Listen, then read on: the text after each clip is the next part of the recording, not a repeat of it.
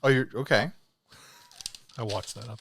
I watched that episode. Do you know that episode? I don't know what you're talking about. You don't know what I'm talking. Okay, never mind. Never mind.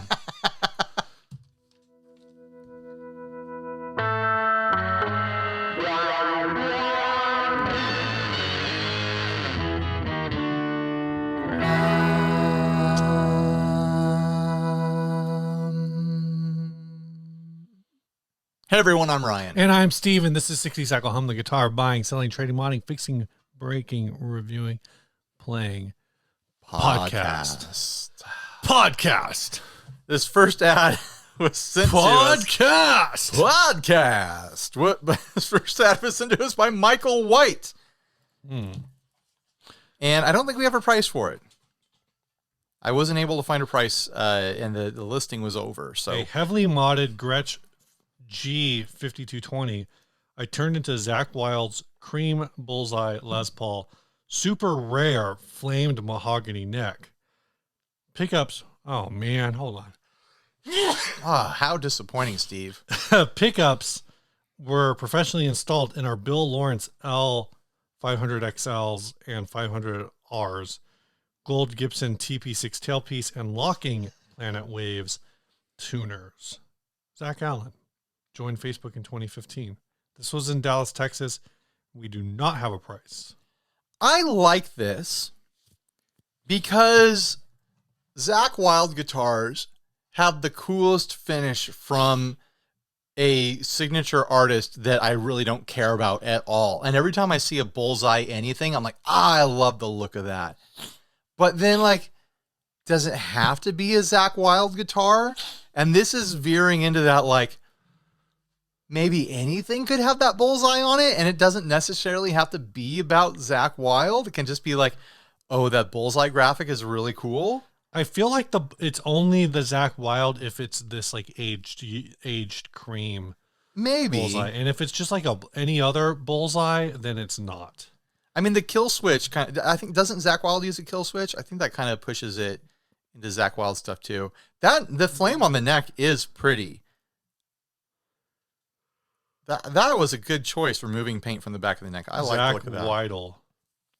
I like this. Can't spell. I don't know how much they want for it. I'm assuming that's an electromatic Gretsch, or do you think it's a Gretsch? The 5 Series is electromatic. Okay, so this thing should probably be in the 300s, 400s, right? Well, let's find out. Gretsch G5220, right? I mean, he's probably going to want brand new. This is a $600 guitar. Right. He's so probably like 400. He's thinking he's going to upsell it. Probably. We don't have a price, so we're just spitballing here. He thinks he's going to upsell it on his pickup upgrades and the finishing thing and stuff like that, and the hardware upgrades. Those aren't going to count for a whole lot on the used market because this is such a unique kind of take on this guitar. People are just going to pay. They're going to want to pay the base model. You might be able to get that price in Dallas, but try that in a small town. You know what? Give it a shot. Yeah. Give it a shot in a small town is the follow-up to that song. There's a lot of inconsistencies with the way that I pronounce inconsistencies. But with the bullseye itself, I don't know if it's intentional, but it seems to be asymmetrical as the stripes, the black stripes, which were the ones that were added, get near the butt end, they get wider, and the white stripes get a little bit more narrow, and then the black stripe up where the upper horn bout area is, the forward bout, the black stripes get thinner, and the white stripes get a little bit wider. You don't think this was originally black sparkle? It might have been. I think it was originally black sparkle. It was originally black sparkle then, but this is the old conversation. Does a zebra have black stripes or white stripes? No, but the headstock looks like it's sure. black sparkle. You're probably right. The finishing on it, those stripes, they do look a little rough. You can see the edges of where the tape pulled and stuff. Yeah. The masking wasn't perfect on this. I would have been shocked if they had made it perfect. Oh, I just assumed that this is vinyl tape. It's possible. It could be a vinyl finish. Because the way it like chips and like.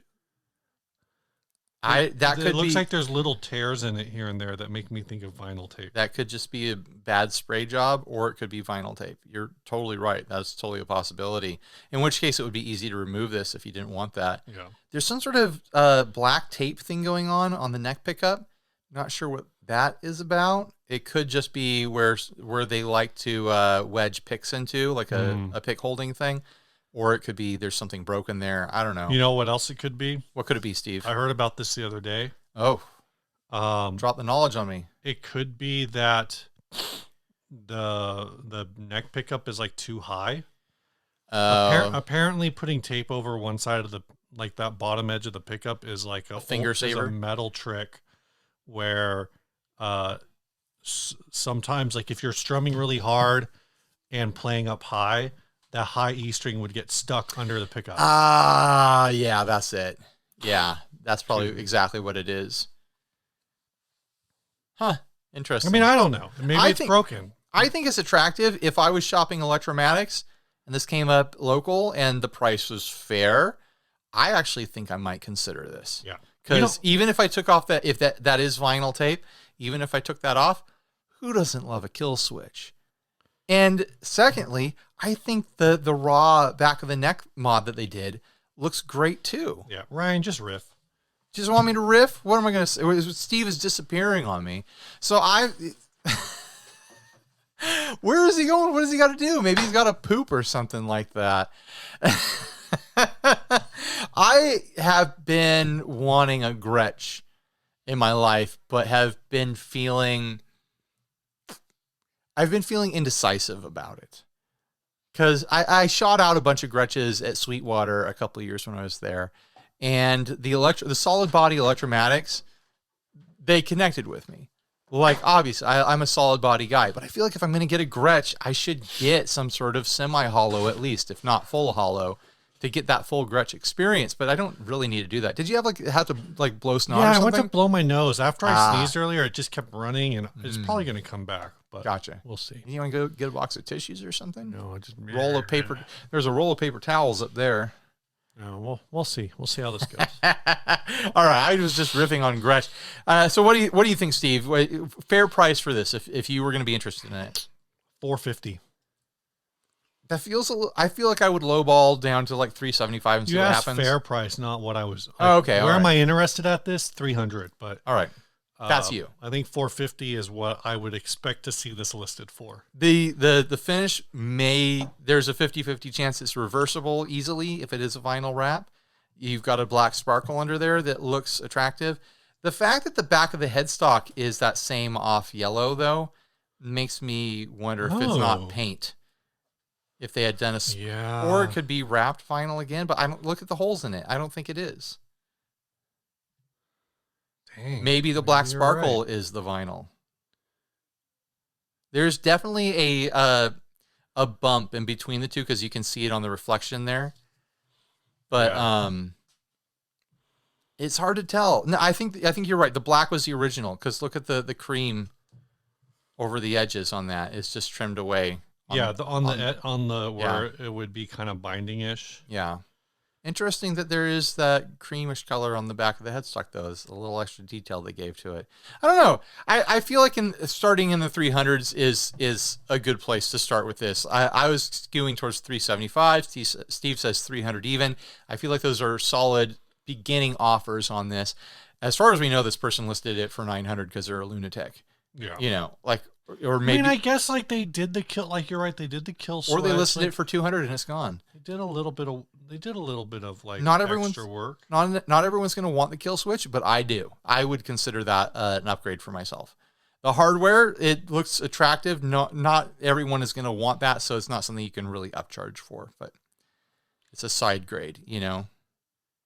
I don't know. I think it's cool, and it makes me want it. I got to find something to put a bullseye on because I like that look a lot. And people will be like, "Oh, Zakk Wylde fan," and I'll be like, "No, I just like bullseye. I like circles." Okay. Pew pew. Pew pew. Pew pew. All right, what next, Steve? I'm sorry, I'm still looking for a black sparkle. Because I've seen just jet in black, but not sparkle. We don't need I don't want to be wrong. They've made so many different finishes over the year. I know. Over the many years that they've made this, and they've made very many sparkles. Gold sparkle, red-ish sparkle, blue sparkle, cherry metallic. You want to tell me how many different ways there are to prepare shrimp next? I don't really know the answer to that, but you know who might? Who? The folks who support us over on Patreon. That's right, Steve. If you want to help support the making of this terrible program where sometimes a host gets a runny nose, but he refuses to like stop recording to go take care of it because he has to drive home at some point tonight. And also he can't forget that he'll put an energy drink in the fridge because he's going to want that for his drive home. You're going to need that energy drink. And you can head on over to patreon.com/60 Cycle Homecast. You don't even have to put that link into your browser. You can just click the link down below in the description. That's right. Steve works so hard on those descriptions, and he does it for you, the viewer, and you, the potential Patreon. And for you, who's never going to support us on Patreon. Yeah, so go check it out. It helps support the show right now. Ryan, did you order that thing for the Patreon sponsored video? You ordered it, right? Do you have it? Yeah, it's in the other room. Do you have it? It's in the other room. It's probably going to be published by now. Is it in the box still? It's in a box right now. I just haven't looked. Yeah, it's in a box. I haven't opened it. I'm hoping to film it next week. But you will see from time to time Patreon now moving, now that we are where we're at. We have some stability. We have a little bit of Patreon sponsored content. We're in the black a little bit. We're enough there. I can buy a $200 pedal or a guitar here and there. Yeah. And be like, the Patreons funded this. It is completely independent. The brands are not telling me what to say. They never do anyways, but you can rest assured that there's no influence going on because the Patreons paid for it. And I'm making a demo. And just if you without paying myself, but the product is covered. If you want to tell Ryan what to do, that's the perfect way. Join the Patreon. If you want to tell me what to do, try being my mom. Huh? Have you thought about that? All right. Anyway, my mom doesn't tell me what to do. Just go do it. It's not worth it, but it's a nice thing to do. This content's free. If you want to just watch it, that's cool. If you want to give $1 or $5 or whatever, and it's like monthly. We're not charging a like. We're not going to charge you $5 a day. Have you ever thought that if people always say oh, it's just like a cup of $5. It's like a cup of coffee a month or whatever. But really, if you join at the $5 level, you're basically paying $1.25 per podcast.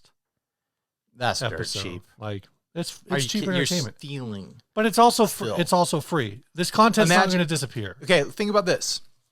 You go to your favorite local fast food, fast casual sort of place, maybe a coffee shop, a juice place or whatever. And you run your card and it's like, oh, you want to do an optional tip? You could do a tip right now, 5%, 15%, 25%. And you're like, well, you know what? This person talked to me and took my order, so I'm going to give them $6. Wow. Baller. We sit here and we talk to you for 4 hours, maybe 5 hours a month. I feel like this Patreon spot's getting gross now. 5 hours a month we talk to you. Oh yeah, Ryan. And you tip the person at the chicken sandwich place $6 for your $10 sandwich. I hear you, Ryan. But this episode's also brought to you by Pickup Music. Yeah, that was really gross. Sorry.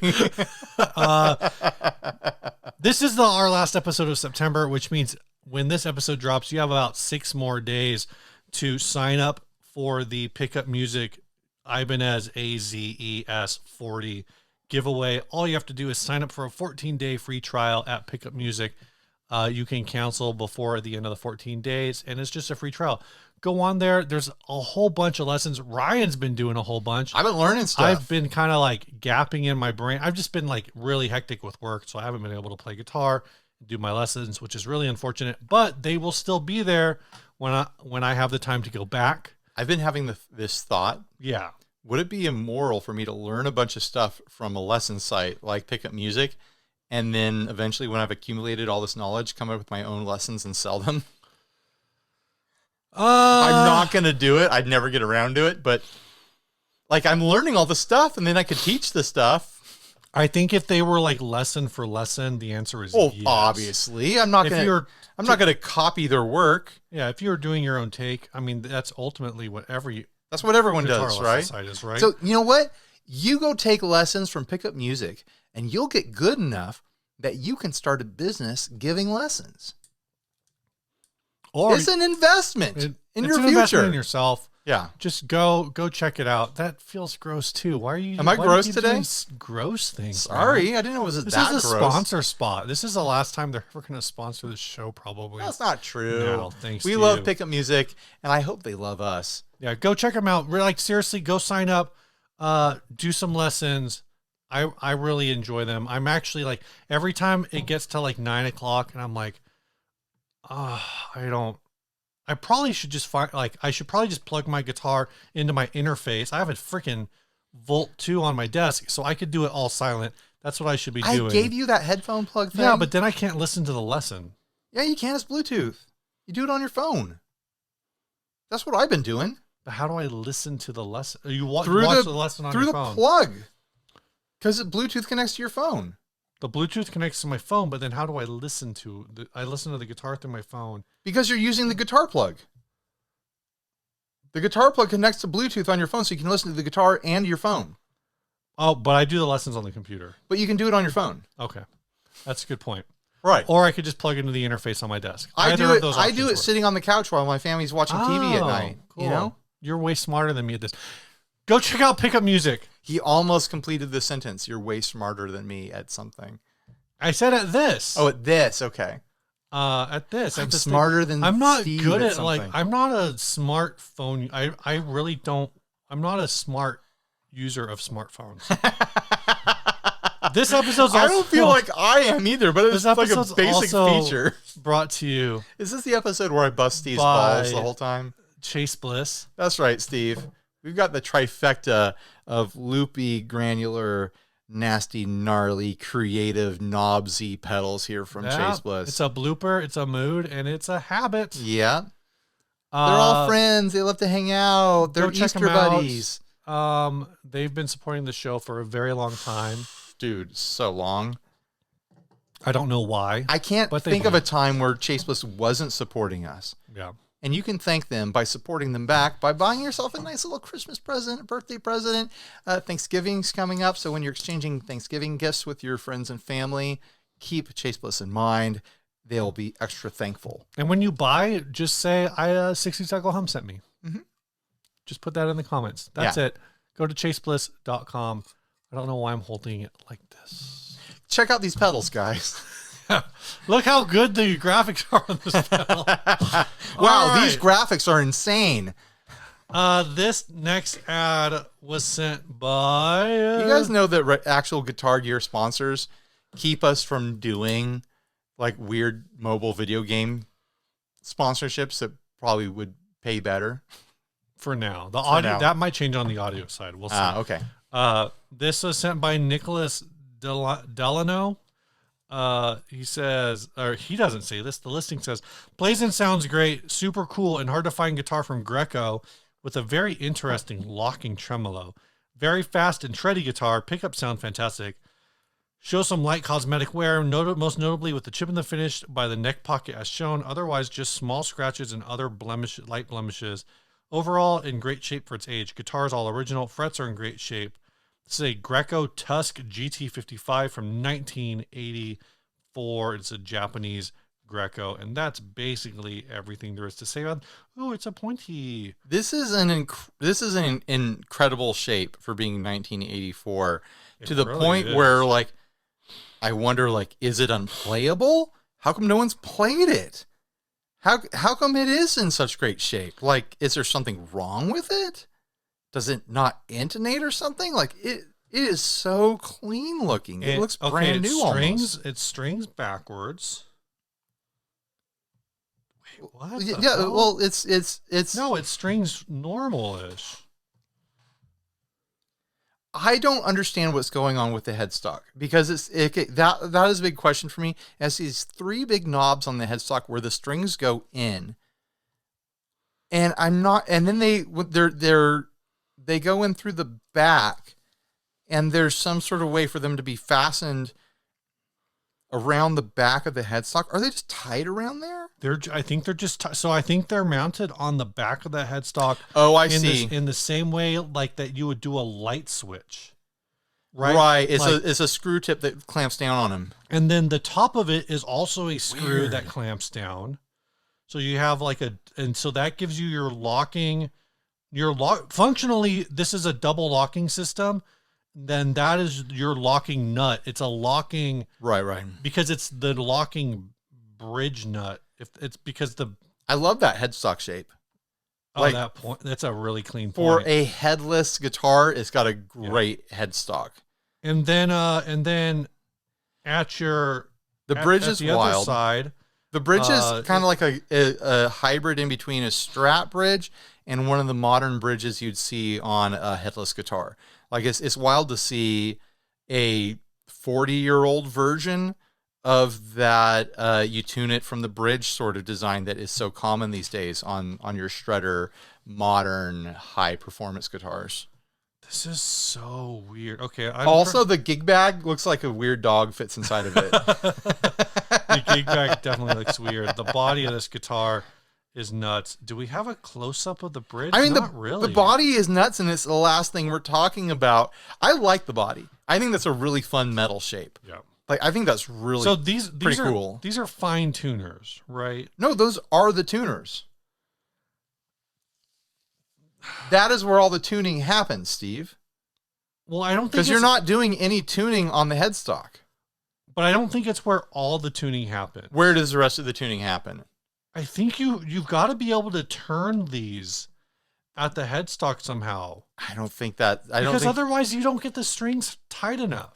Like in a double locking system, you have to have tension on you have to bring it basically up to pitch, and then you put your lock in place. And then you fine tune after your lock is in place, right? I've never owned a double locking system. So if I'm wrong... This is way different than a double locking system. This is way different from a standard float rose. I know, but I'm saying like, I don't think there's enough play at the bridge that if you weren't... I think you have to be somewhat intentional about how tight you weren't already turn the like strings.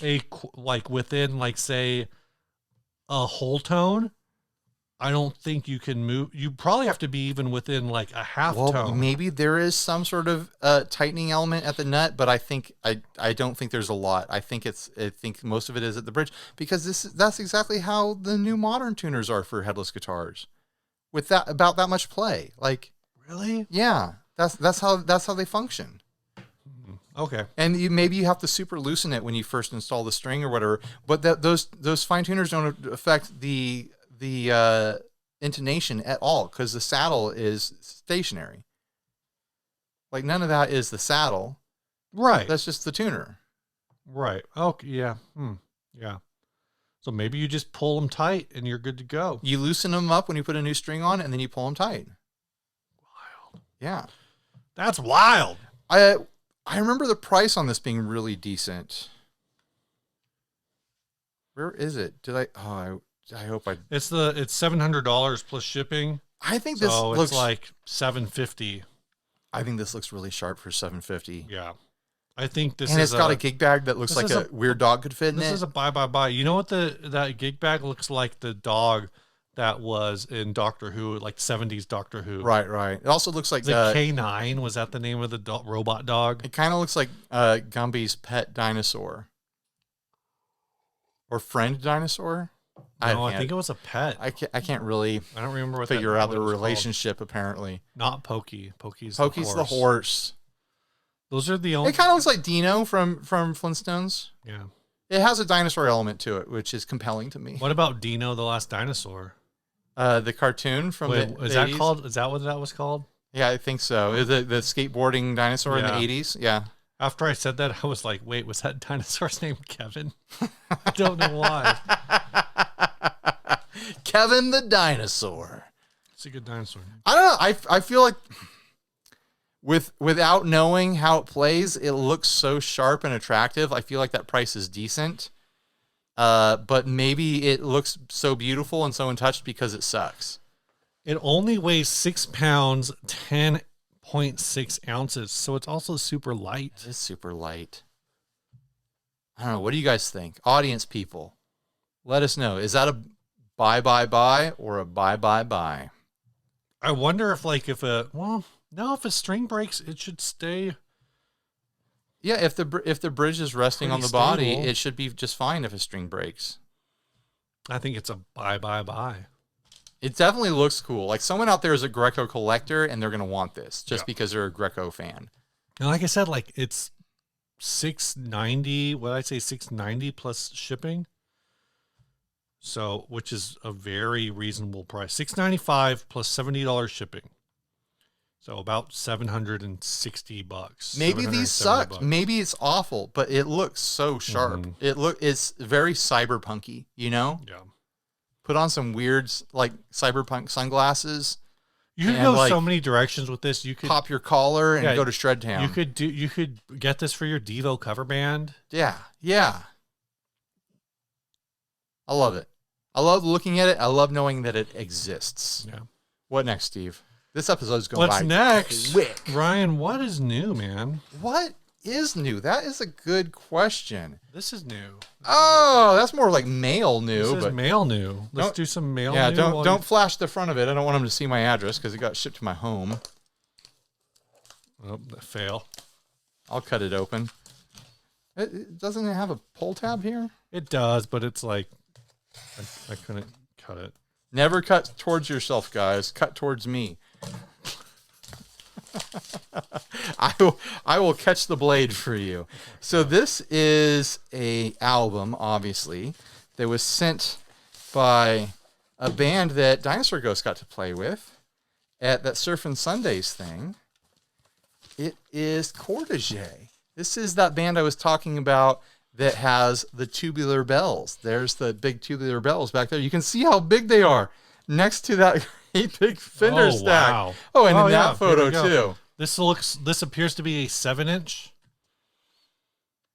A 7-inch single, maybe? I love this. Possibly single. So they do kind of like this cinematic, kind of like Western soundtracky take on surf music that is really, really fun. Are there only 2 people in this band? 3 people, including the drummer. Okay. And they sent a shirt as well. Do you have a record player, Steve? I don't. Oh. I keep saying I'm going to buy one, but I haven't. Oh, this shirt is great. Yeah, look at that.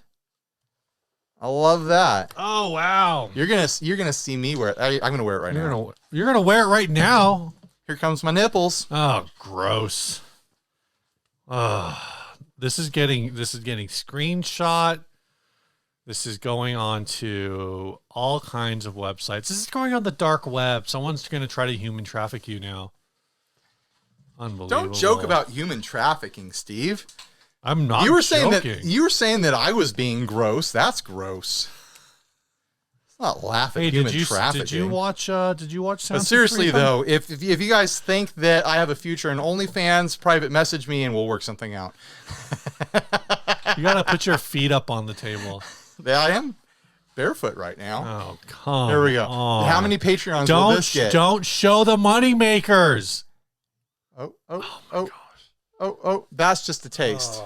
Hit me up. This is embarrassing. Hit me up. I'll start an OnlyFans just for you. You got anything else new?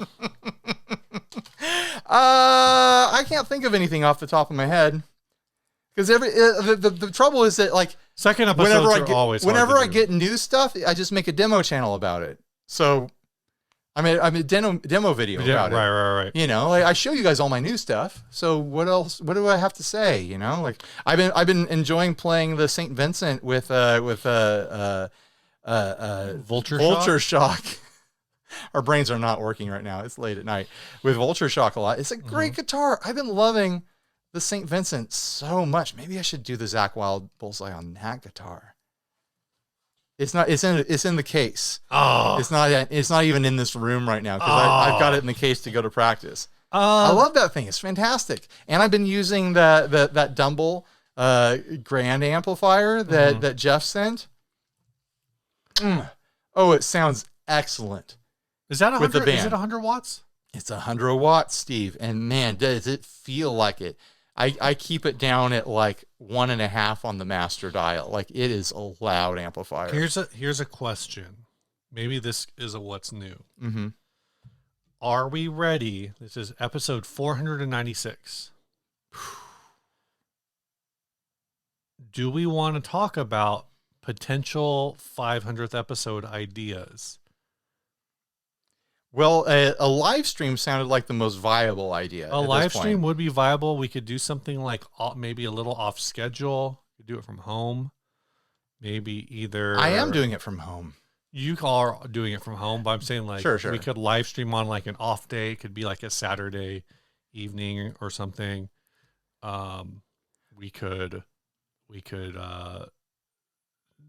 do various things involving in terms of, substances that, because I have to drive a long distance, I would not do. Substances, Steve. Are like you talking about doing a drunkisode? Beverages, other types of substances. Multivitamins. Legal substances. Melatonin. Yeah. Benadryl. Sudafed. Benadryl's probably, no, yeah, that's less funny, huh? This is a dark episode. We're in a mood, apparently. I don't know, man. I think a live stream sounds like a fun thing to do. Do we want to try to do a hang? In-person hang? An in-person hang. Maybe we could do as something. part of it that maybe might be separate, like just a hang. I have the idea that maybe you and I could just advertise it for locals if they want to hang out with us. Like we could meet up at a brewery or a restaurant or a bar or something like that. Is travel hard? Is that a thing people would be interested in? Is a midpoint hang? This is the place to and the time to ask. If you're local, I don't want anyone to travel far because it wouldn't be worth it to meet us. Like if you're local and you're like a half-hour drive within San Diego, Southern California area, would you want to hang out with us on like a Saturday or something like that? Like if we went to, I don't know, like Stone Brewery and Escondido, or we could even go downtown or something like that. Like you could just pick a public place to hang out. Would you guys want to meet up and just have a hang to celebrate 500? You could buy us a drink until we start refusing drinks because we can only drink so many drinks. Let us know in the comment section. Let's try to get a head count. How about that? Head count. Maybe if there's interest, and if there's not, that's cool too. What's our minimum? I don't know. Like if I feel like 10 people feels good. If 10 people want to do it, we'll do it. Okay? Does that sound good? Sounds good. If 10 people want to hang out with us on a Saturday to celebrate our 500th episode, we will make it happen. But you have to commit. We don't want to show up and be alone. Steve has to drive a long way. That's true. And I wouldn't be driving short distance either. And we don't want to hang out with just each other. Not without microphones. Somebody in one of the topics asked if we were friends, and I just wanted to. In one of the topic calls, I was like, "Are you and Steve friends?" And I just wanted to reply, "No." We couldn't do this if we weren't friends. No, I know. I wouldn't do it with someone that I wasn't friends with. I don't know how people do podcasts with people that they don't know. I mean, I guess like if there's not enough money in it. If you interact with people live. Like, or you interact with people online enough, like you feel out the vibe. But like I can understand why what was it, Adam and Jamie from Mythbusters, they famously are not friends and they don't hang out with each other. They don't really care about each other. I can understand that relationship because they were on a show that was doing great as a killer concept, and they're very entertaining together. I think they're also very they were an odd couple. Right. And they were making great money doing that together. Yeah. Podcasters that don't like each other, I cannot imagine it working out because for like almost 1,000% of podcasters, there's almost no money involved. It's not worth it. The effort is for the love of it. Like, I mean, we make a little bit, but it's even that wouldn't be worth it. Even the ones where there's money involved, like I always wonder like how, and I'm sure if I went back far enough, I could probably go to the beginning of the catalog and they talk about it, but like how did how did the Flophouse guys meet? Were they just all like New York comedians? I think so. I think they were all. Or like one of them is two of them, I guess, are comedians, and one of them owns a bar. Is that the combination for how to start a podcast in New York in 2014? I don't know. Yeah. Did they start in 2014? I don't know. Maybe. Seems like we all started around that time because But, all the middle-aged men started podcasts around the same time. That's true. Yeah. But 500 episodes is a lot. Yeah. It's almost too much. Kind of a dumb number. It almost feels like we should have accomplished more by now. It's 4 months. No, don't make it real. It's yeah. We'll talk about all that when we do. It's 5 months short of like 10 years. Holy hell! That doesn't make sense. No, because it's too extra. Let's talk about all this when we actually do the 10-year. Anyway, 500 episodes. 500 guys. episodes. I think I kind of feel like we should just do a dumb live stream. Let's just do a dumb live stream. Do a dumb live stream. It's gonna be so stupid, but it'll be fun. I think that hanging out is just hard because I gotta travel so much. Here's the thing. What's the thing? We can't do it on a Monday, unless you can. Can you do a 500th episode on a Monday when we normally publish? I do work from home on Mondays, so I could do a Monday night. We could do a Monday night, or I could. I mean, if we could do a Monday night and then we republish the audio on Tuesday. Or I could do a Sunday night and you could republish the audio on Monday. Because the video is already going to be there. We could do a Sunday night. So all you have to do is download and strip the audio. Yeah. I could do that in the morning. Yeah. After I sleep it off. Want to do a Sunday night for the 500th? Yeah, let's shoot for a Sunday night at some point in the future. We got it figured out. Yeah. I have 2 beers in my house right now, so I'm already ready to go. 2 beers, Steve. 2 whole beers. That's a lot of beer. They're tall boys. You're only one person. You're gonna drink 2 tall boys. Tall boys. All right. Let's move on. They're like 6% each. Let's talk about other stuff now. Yeah, let's talk about the sponsor of this show, Stringjoy. That's right. Let's Crafted pay some bills. Nashville, Tennessee, played on stages worldwide. Stringjoy strings are made by musicians for you. You know, there was a funny interaction I saw the other day where somebody was trying to tell Blake Wyland how guitar strings work. Blake Wyland, one of the people behind Stringjoy. Yeah, and I laughed at that. Yeah. But they're good guys who are over there. I've met 4 of their people. Well, like Scott, Blake, we've both known like forever. Yeah. Scott, we've kind of like gotten to know a bit more over the last couple of years. And then I got to meet a couple other people off of their team at the last NAMM. They're just a cool company. Great group of guys. So go check them out. Stringjoy. Use our link below. Use code HUM for 10% off. If you have ever used Stringjoy strings, whether you bought them because of us or for just randomly, tell us in the comments section what you thought about them. What do you think about them? Yeah. Like, you can be totally honest. You're a commenter. Say whatever you want. We're not going to delete your comment unless it crosses some serious lines that you shouldn't be crossing anyways. If you loved them, if you hated them, if you felt like, oh, I don't know, tell us in the comments. I want to know what you guys think about this brand and the strings that they make. I literally, absolutely. Just, whatever you want, just tell us. I literally approved a comment the other day that YouTube's flagged, and then I approved it. That was just basically saying how much of a effing dumbass you are. Ah, yeah. Well, it sounds like those people know what they're talking about. So my point being that, like, basically there's only like a couple of categories that will get your comment removed from the channel. And it doesn't really have to do with criticizing us at all. Like, if you use certain language to criticize us and drag really any other group into criticizing us, and we're going to be like, hey, what the hell? That's rude to that group. No, if you're going to make fun of us. We're not going to be like, hey, what that? We're just going to delete your comment. Right. Like, if you're going to make fun of us, make fun of us. Don't drag other people into it. Yeah. That's all that we ask. You know? All right, Ryan, you want to hit this topic? Yeah, I do. You screenshot it. I did screenshot it. This was asked by Joshua Frazier, right? Joshua K. Frazier.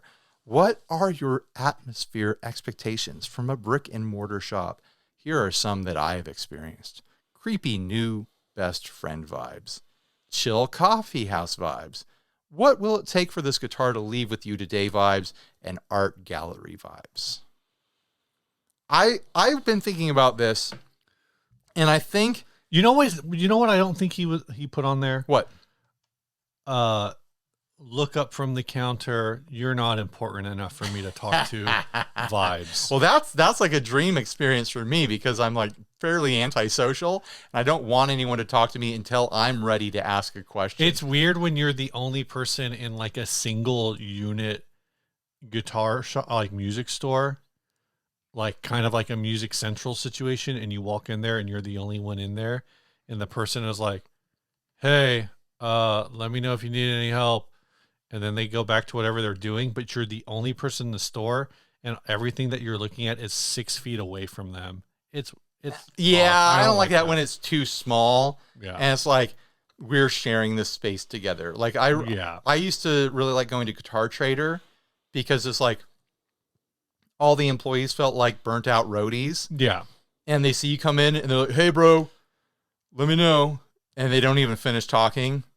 And it is a big space and you just kind of wander and you can do your own thing. And for me at Guitar Trader, the bass stuff was on the other, like basically on the opposite side of the store from where all of the employees were. Yeah. So I just would go into my little corner by myself. If it was possible to shoplift guitars, Guitar Trader would have been a great place to do it. Because there's all these little cubbies and places that were away from you view. You still have to walk through the front door, though. Right, but that's what I'm saying. Like, you can't... I know people have tried it, and people are going to reference all the photos and memes of people with guitars stuffed down their pants and stuff. But, like, come on. But let's be realistic here. What's a good vibe? A vibe. What's a good vibe? I like... Oh, you were going to say something. Or was the Guitar Trader thing the thing? If we're talking about vibe of the employees, then I've already said it all. Like, I want to be left alone. I want to explore on my own. And then if I have a question or if I want to buy something, just be available. Don't make me wait too long. If you've got a line, you've got a line. But it's the worst when it's like, "Where are you? Are you ever going to help me?" And I'm so sorry. Okay. And, just be available, but don't initiate with me. I'm clearly looking around on my own and I don't need someone to ask me if I've been helped or if I want to know about their 60-day financing or something like that. Like I'm not interested in the hard sells. Like I'm a musician. Musicians are bad at money. I can do it just fine all on my own. You know, I'm going to come in here and spend it if I see something that I like. There you go. As far, I was thinking more of like atmosphere vibes, decoration vibes, the build of the store and stuff like that. I'm kind of, and I guess we don't really have this a lot in San Diego. The two nicest shops are, Guitar Center, you have to mention it, but it's a great big box, well done up store. Have you? Okay, yeah. And then there's Pitbull. Pitbull's really nice. Have you been into Sam Ash? I have been to Sam Ash, which is basically it's a big box store. I think they're organized a little better than Guitar Center. Yeah, you're probably right. But I haven't been there forever, and it felt a little bit bare when I was there. But yeah, those are big, like they're just well done, big box store style things. But when I think about like brick and mortar, mom and poppy stuff around here, it's almost like the types of venues that I like to go to. The grittier, the better. Interesting. Like the less the employees care about the appearance of it, the better. I'm thinking what's a good gritty music store? Freedom Guitars. Freedom Guitars. Where it's just like, we don't even have carpet because we're never going to clean in here. Everything just gets swept under the amps. Yeah. And it's like, this building has been here 100 years and we've done nothing. Are they still around? I hope so. I imagine that they still are, but I just... And never go to that part of town. You kind of don't like. I see shops. I see like, Instagrams and stuff of shops and videos of shops that look immaculate and look fantastic. Your norms are guitars and things like that. And Mike and Mike's guitar bar always looks amazing in photos and stuff. And all that kind of like high and like Chicago Music Exchange stuff, all that like kind of high gloss, high production, really well put together stuff looks great, but it also looks expensive and it looks like I'm not going to find something weird there. I want to go somewhere gritty and gnarly where it feels like I'm going to find a great deal on a PVT 60 or something like that. I'm going to see something that's half broken and I'm going to adopt it. You know what I feel like you're describing, though? I think that they figured out the internet a little sooner than everyone else. It's moonlight music. Locally? Yeah. The last bunch of times I've been in there, their inventory has been kind of sucky. I haven't been into moonlight music in like 20 years. Caveman is a great one. Oh, up in LA. I've never been there. I went there because Dinosaur Ghost played a show up there, I want to say 8 years ago. And we stopped into Caveman because we got lunch next to it. Oh, cool. It was so cool. Caveman was so cool. You know where we should check out? I should take a long lunch someday, and we should go to Imperial Vintage Guitars. They have a spot in Claremont. Yeah, we need to check that place out. I do need to check that out. The vibes of Imperial Vintage remind me of, in terms of like, I mean, they're very like, the pictures I think are kind of like very office complexy.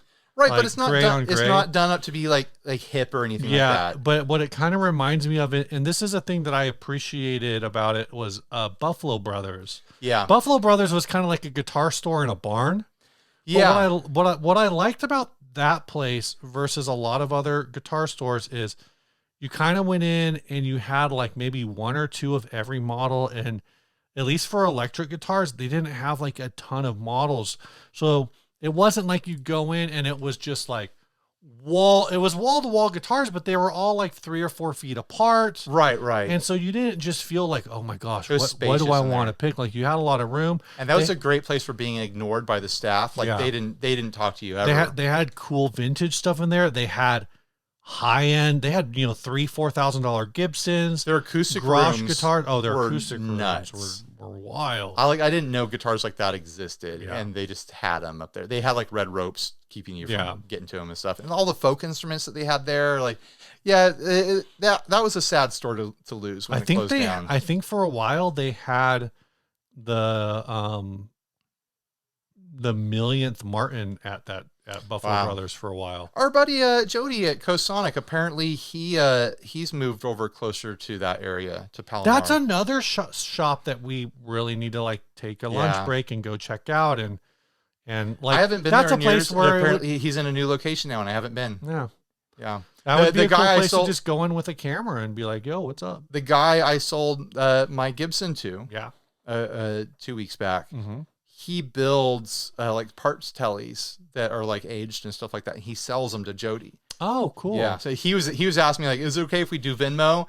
I was like, well, because we both know Jody and I'd probably be able to find you if things went sideways. Okay. But normally for Craigslist, I want to do cash. I mean, Venmo, once the transfer happens, you're done. I still feel nervous about it. I know. But Buffalo Brothers, I think, was like the ideal all-around music store. It was a little bit too nice for me. Like I never found a deal there. Sure. It is like, if you want to go find a vintage Rickenbacker, Buffalo Brothers was a great place to check out. If you want to find like a really like high-end acoustic guitar or a dobro or something like that, Buffalo Brothers all the way. It was a great window shopping shop, But I like the gritty, gnarly places. Like, I was thinking like in terms of like repair shops. You think about what's there. Like, I'm not going to go to Guitar Center for a repair shop. I totally go to Pitbull because our buddy Sean is there. Of course, yeah. And that's a really nice operation. But I know the guy and I know that he's doing good work. I need to take my the PVT20 down there because it's got a couple rusted screws in it that I cannot. They've stripped out, but I'm sure he can fix it. Oh, totally. But like Moe's Guitars, it's a mom and pop shop with with the rails for just just the standard guitar wall hardware. It's not themed, it's not fancy. Like it just feels very gritty and honest. It's not trying to be hipster or anything like that. Moe's Guitars has an excellent repair shop. They have excellent guitars there. They have excellent staff. Then like the Repair Zone, which is an amp and guitar repair shop. Like you go in there and it's like the grittiest little office hole in the wall building. Right. The entire like lobby area is just stacked deep with amps that are waiting to be repaired. Really? Yeah. I've never been into the Repair Zone. And there's just two guys that sit in there and repair stuff all day. And there's nothing fancy. There's nothing decorated about the building. There's no like particular vibes about it. But it's like This stuff just gets done here. I like the honesty of it. How was Top Gear the last time you went there? The same as it is every time I go there. Just like a desk? No, it is literally a desk, and it doesn't even seem like it should be a workshop. And that's actually interesting. No, but they have a back room, and you can look into it, and like, oh, they work on the stuff back there. They have the front desk. It's all paper receipts that they handwrite. They don't even have a computer. I don't even know if they answer the phone really. I've talked to them on the phone. Oh, okay. They answer the phone. I had to try a few times, but they did pick up eventually. I've gotten great repairs done there. Yeah. And it's like, they're nice guys. Like, I wouldn't trust Guitar Center to do what they do. Yeah. I think it's tough. I think it's tough in the internet age. Like, a lot of stores want to compete. You end up like kind of with, these spaces that are trying to do a specific thing. They're trying to like emulate a certain vibe, and so I keep bringing out Buffalo Brothers. Maybe if they were still around, they would be trying to do the full folksy Midwestern thing, and it would just be like, oh, you guys are trying too hard. I think they're likely I remember their website. They are a store that should have been pushing into the digital age, and they missed that train.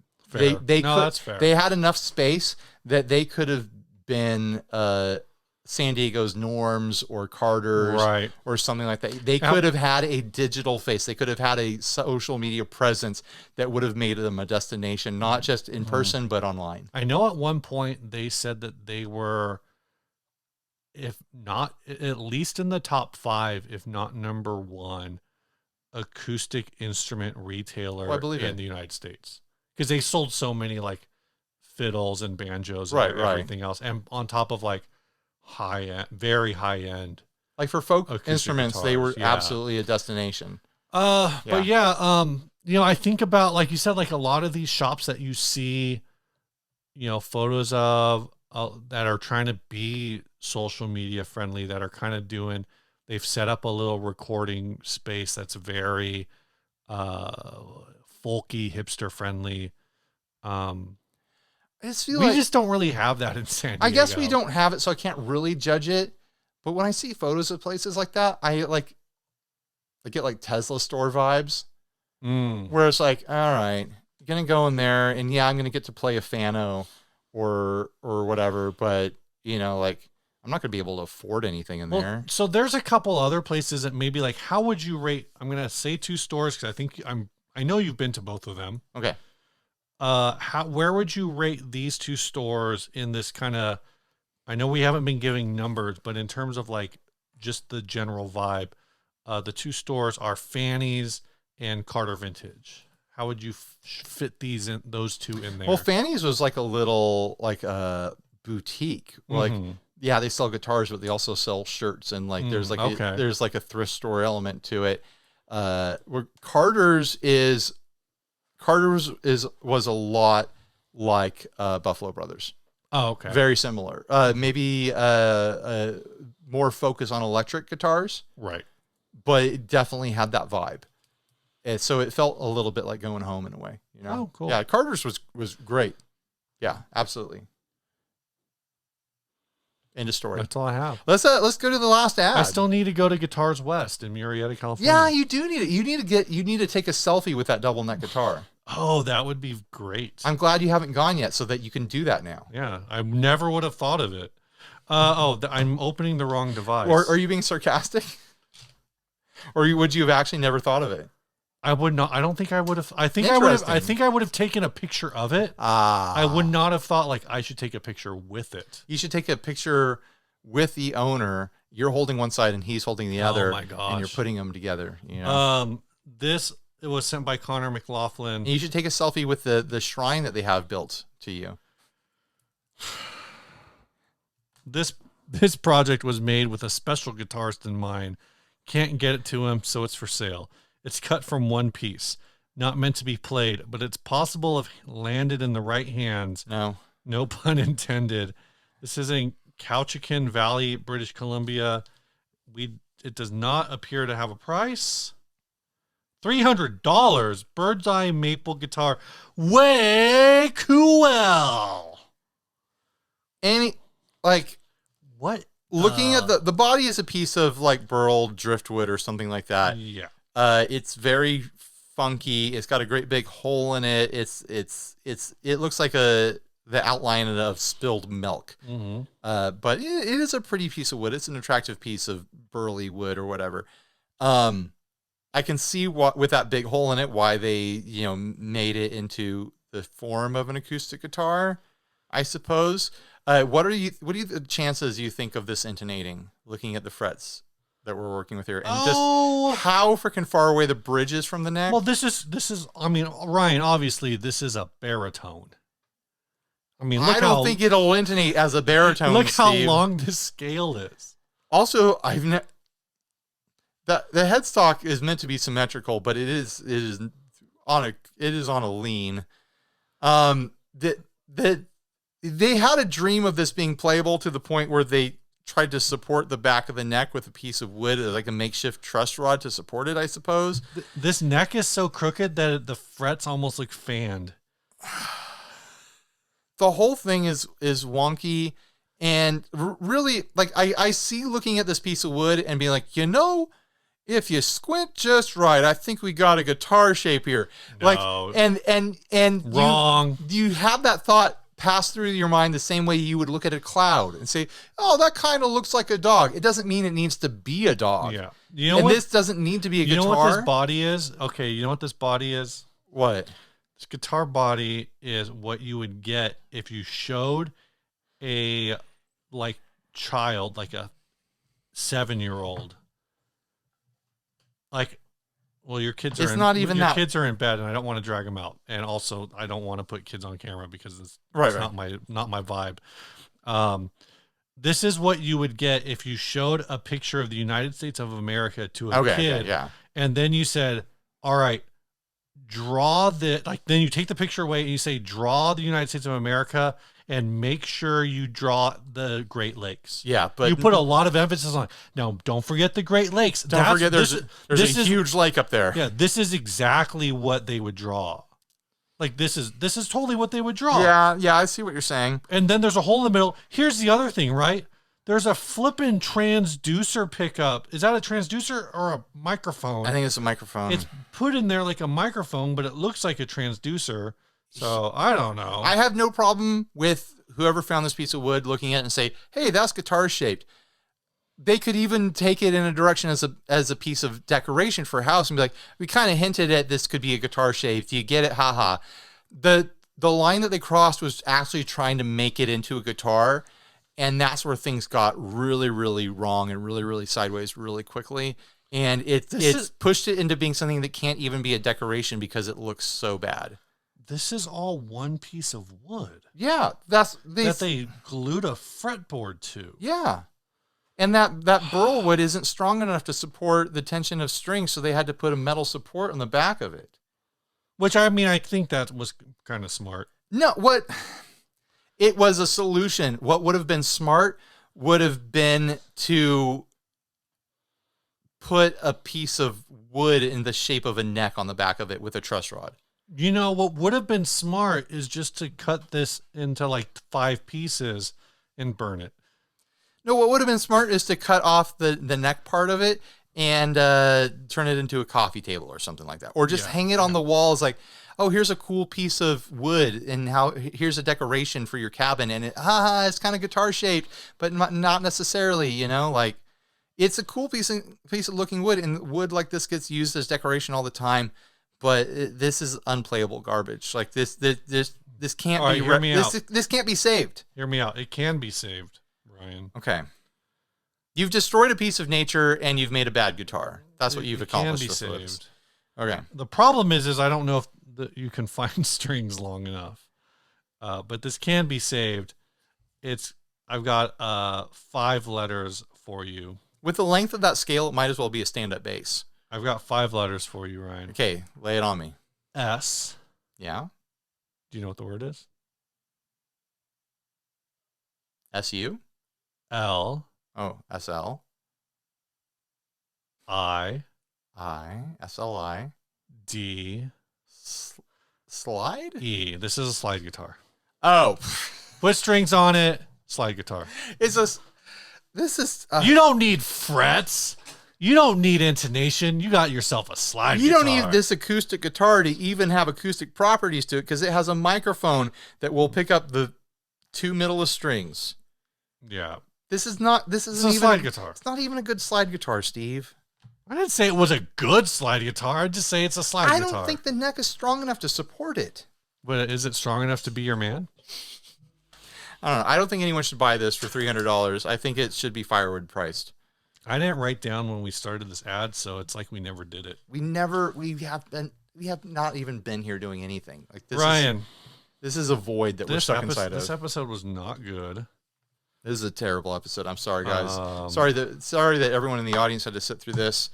We should probably give all the money back to the Patreons and the sponsors. I already. I said probably. We're not going to. Probably implies that I'm aware of what's happened here, but I still need the money. All right, Ryan, Adventurers Club. Greco.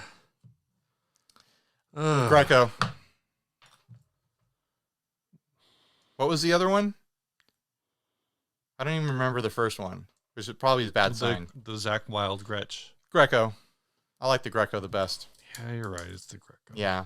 Just because the string, how the strings are connected, it was such a mystery. So it still is a mystery. Congratulations, Nicholas Delano. I think he is a 2-time entry into the Adventurers Club now. Steve will get you the digital virtual gift certificate of your choice, printed on printed. I can't even do my joke right. I'm so tired.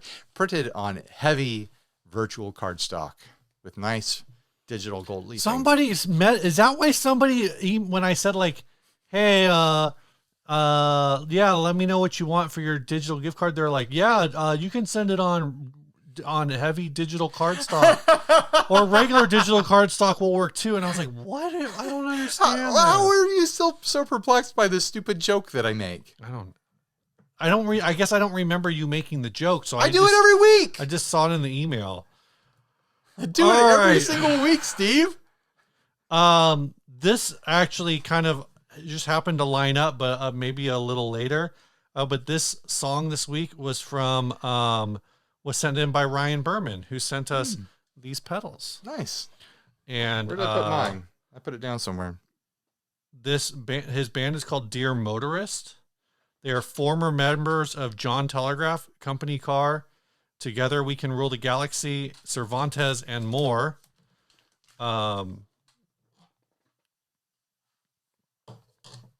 Somewhere there's a video for this song, but I'm not finding it on their Facebook page right now.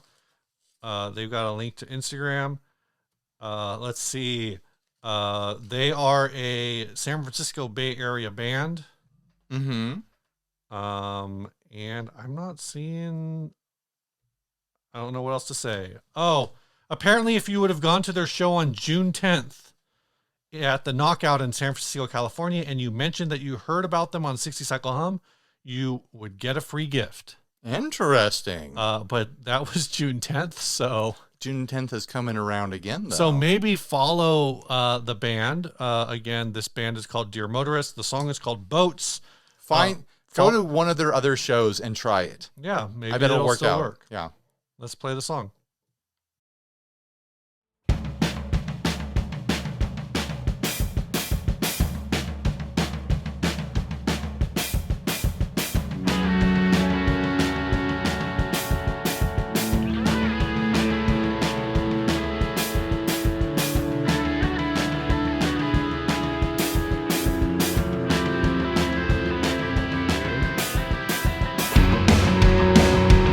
Feel the motor call.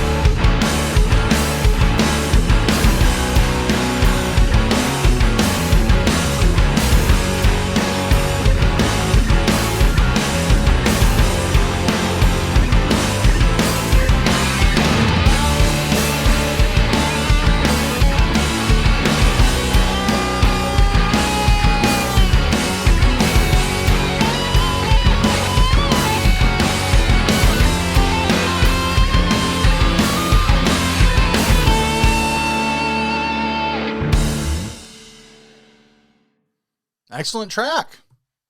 You liked it? Good job. I'm gonna talk about this song. Tell Steve, tell me all about it. Where would you place this song in music history?